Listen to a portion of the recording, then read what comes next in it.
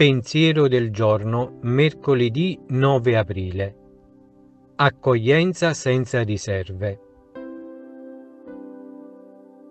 Si potrebbero dire infinite cose su questo amore che Gesù ci insegna con la sua vita, con le sue parole. Ma oggi vorrei sottolineare solo 2 punti, che sono comunque di fondamentale importanza. È necessario amare tutti, senza eccezioni, senza selezioni, senza preferenze, come Dio fa con noi.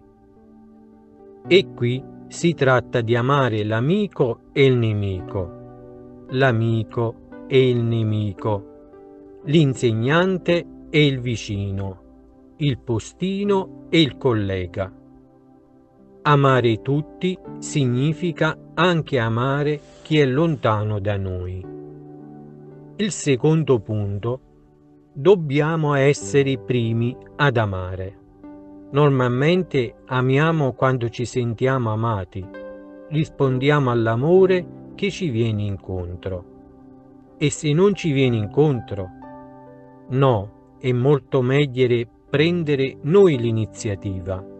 Essere i primi a dare un segno di amicizia, di perdono, di disponibilità a ricominciare dall'inizio.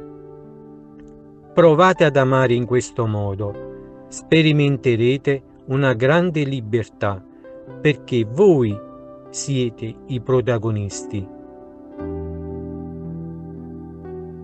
Messaggio di Chiara Lubick ai giovani della Giornata Mondiale della Gioventù, Germania 2005.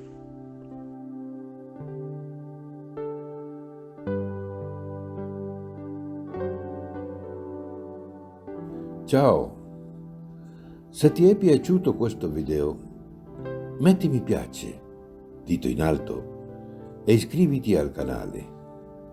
È libero, gratuito e senza alcun impegno. Parola di vita, aprile 2025. Ecco, io faccio una cosa nuova. Proprio ora germoglia, non ve ne accorgete? Isaia, capitolo 43, versetto 19.